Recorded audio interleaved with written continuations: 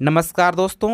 आज की इस वीडियो में हम लोग क्लास 10 की इतिहास की जो चैप्टर है भूमंडलीकरण विश्व का बनना, इस चैप्टर का मोस्ट इम्पॉर्टेंट ऑब्जेक्टिव क्वेश्चन देखने वाले हैं। यहाँ पहला क्वेश्चन है कि डब्ल्यू टी ओ का ये देखिए विश्व व्यापार संगठन का शॉर्ट फॉर्म है इंग्लिश में। तो कहना चाह रहा है कि विश्व व्यापार संगठन की स्थापना किस वर्ष की गई थी? 1995 में, 94 में, 96 में, इनमें से कोई नहीं। तो दोस्तों WTO की स्थापना 1995 में की गई थी, यानी कि ऑप्शन ए सही हो जाएगा। अगला क्वेश्चन है कि दक्षेप की स्थापना किस वर्ष हुई? दोस्तों दक्षेप की स्थापना कब हुई थी? 1964 में, 67 में, 71 में कि 85 में? तो दक्षेप की स्थापना हुई थी 1985 में। यहाँ पे अगला क्वेश्चन है कि आधुनिक युग में अर्थव्यवस्था के क्षेत्र में होने वाली सबसे बड़ी क्रांति कौन सी थी? तो दोस्तों ये थी औद्योगिक क्रांति। कौन सी क्रांति? औद्योगिक क्रांति। यहाँ पे अगला क्वेश्चन है कि होशे मेला का आयोजन कहाँ किया गया था? गुयाना में, मॉरिशस में, त्रिनिदाद में, सूरीनाम में? तो दोस्तों होशे मेला का आयोजन त्रिनिदाद में किया गया था, त्रिनिदाद में।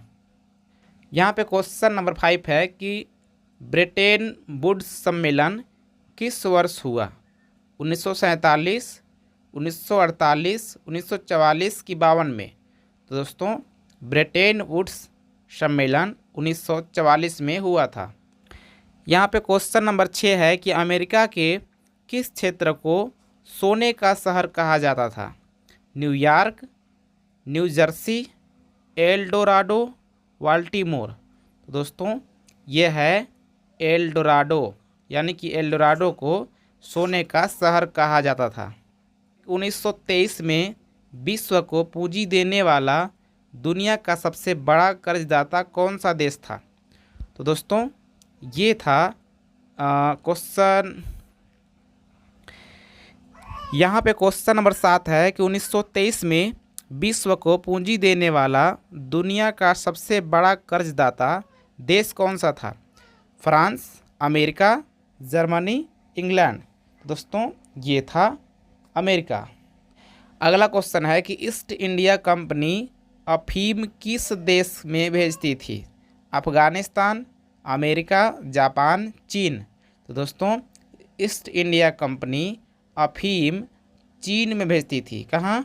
चीन। अगला क्वेश्चन है कि आर्थिक संकट के कारण यूरोप में कौन सी नई शासन प्रणाली का उदय हुआ?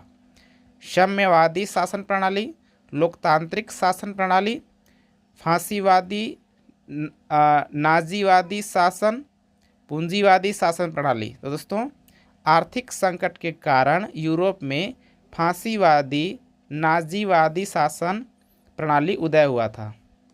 क्वेश्चन नंबर 10 है कि कार्नल लॉ किस देश में पारित किया गया था? फ्रांस, जर्मनी, रूस, ब्रिटेन? दोस्तों कार्नल लॉ को ब्रिटेन देश में पारित किया गया था। क्वेश्चन है कि आलू अकाल किस देश में हुआ था? आलू अकाल किस देश में हुआ था? इंग्लैंड में, आयरलैंड में, स्पेन में, अमेरिका में? दोस्तों आलू अकाल आयरलैंड में हुआ था। क्वेश्चन 12 है कि पास्ता सिसिली यानी इटली को ही कहा जाता है में किसके द्वारा ले जाया गया? दोस्तों चीनियों द्वारा, अरबों द्वारा, भारतीयों द्वारा, पुर्तगालियों द्वारा? दोस्तों पास्ता सिसिली में अरबों के द्वारा ले जाया गया। यहाँ पे क्वेश्चन नंबर 13 है कि अंतर्राष्ट्रीय आर्थिक विनिमय का प्रवाह किस पर आधारित नहीं है? व्यापार पर, श्रम, पूंजी, उद्योग? दोस्तों ये उद्योग हुआ इसका आंसर। अगला क्वेश्चन है कि भूमंडलीकरण शब्द का इजाद किसने किया? किन्स ने, ब्रिया ने, फ्रेडरिक विलियम ने, जॉन विलियम्स ने? तो ये था जॉन विलियम्स ने, यानी कि भूमंडलीकरण शब्द का इजाद जॉन विलियम्स ने किया था। रहा है कि भारत में आर्थिक मंदी का सबसे बुरा प्रभाव किस पर पड़ा? मध्य वर्ग पर, जमींदारों पर, किसानों पर, व्यापारियों पर? दोस्तों किसानों पर। क्वेश्चन है कि गुलामी प्रथा का प्रचलन किस देश में था? भारत, चीन, अमेरिका, रूस? दोस्तों गुलामी प्रथा का प्रचलन अमेरिका में था।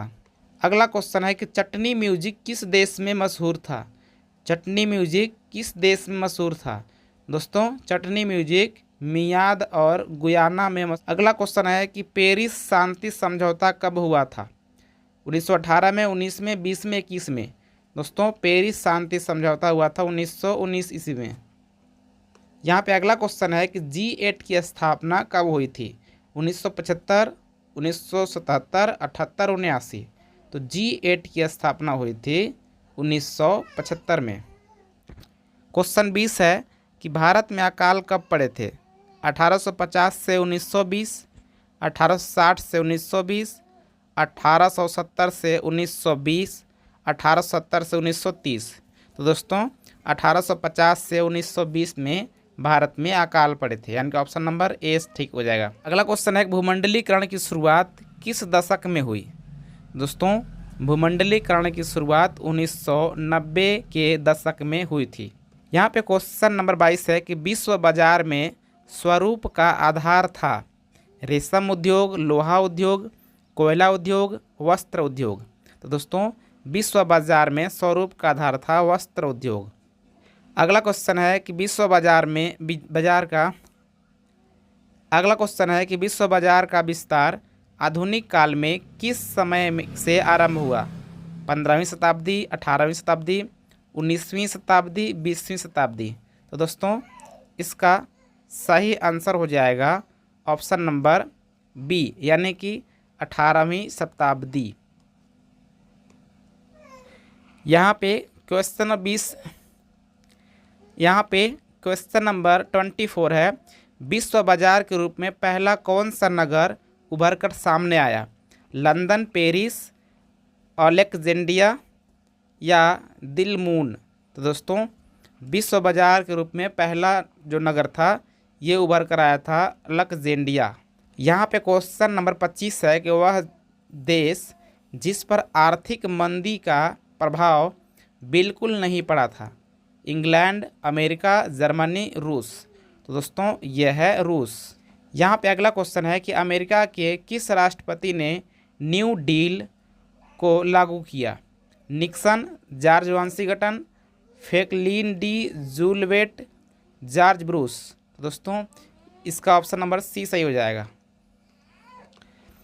अगला क्वेश्चन है कि आर्थिक महामंदी का विश्व अर्थव्यवस्था पर क्या प्रभाव पड़ा। उत्पादन में तेजी, उपभोक्ता वस्तुओं की मांग में तेजी, अकाल, बेरोजगारी। दोस्तों ये था बेरोजगारी।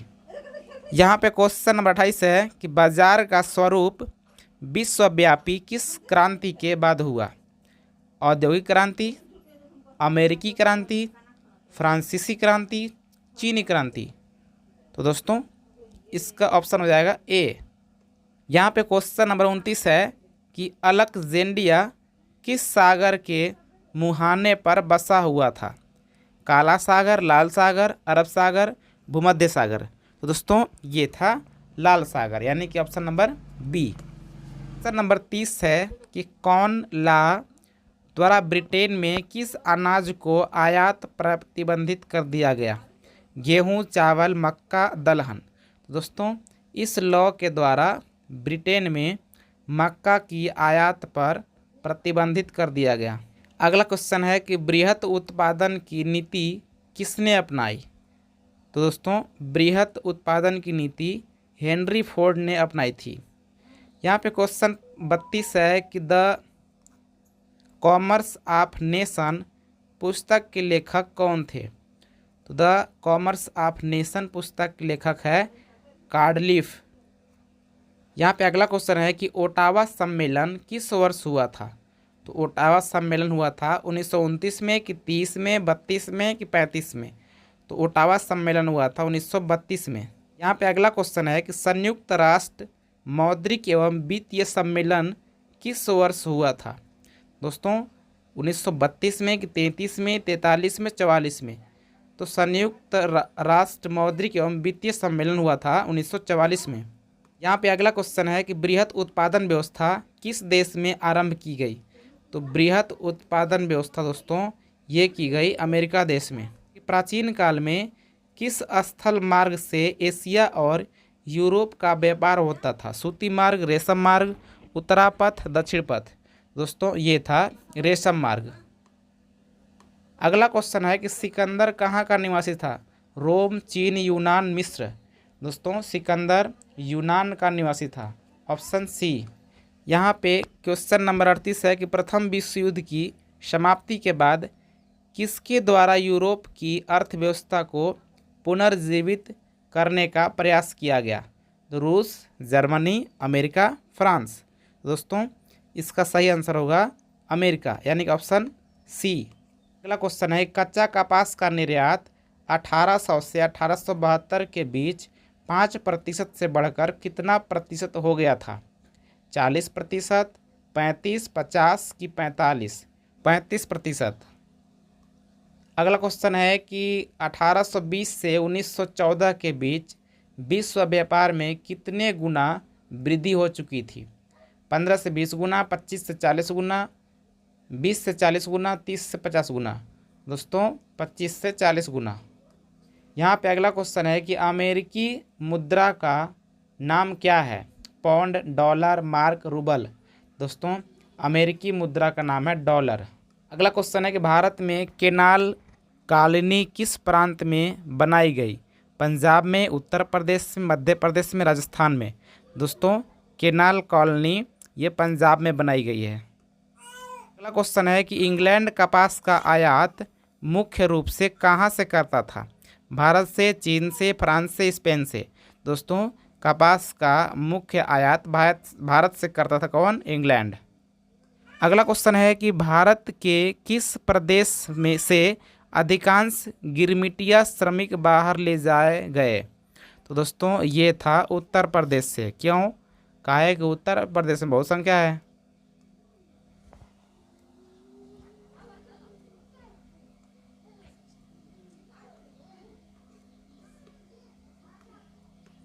अगला क्वेश्चन है कि धन निकासक के सिद्धांत का प्रतिपादन किसने किया था? फिरोज शाह मेहता ने, बाल गंगाधर तिलक ने, दादा भाई नौरोजी ने, महात्मा गांधी ने। तो ये था दादा भाई नौरोजी ने। तो दोस्तों ये वो क्वेश्चन है कि धन निकासक के सिद्धांत का प्रतिपादन किसने किया था? तो ये था दादा भाई नौरोजी ने। सो दोस्तों बस इतने ही क्वेश्चन थे। आई होप कि आप लोग को सारे क्वेश्चन समझ में आए होंगे और आपने बहुत सारे क्वेश्चन का आंसर सही किया होगा। तो आपको 45 में से कितने क्वेश्चन आ रहे हैं आप लोग कमेंट कर बताइएगा। और दोस्तों अगर आप लोग ये वाला वीडियो पसंद आया होगा तो इसको लाइक कर दीजिएगा, अगर पसंद ना आया तो डिसलाइक कीजिएगा। लेकिन दोस्तों मैंने बहुत सारा मेहनत किया है, तो आप मेहनत के लिए अगर करेंगे तो लाइक कर सकते हैं।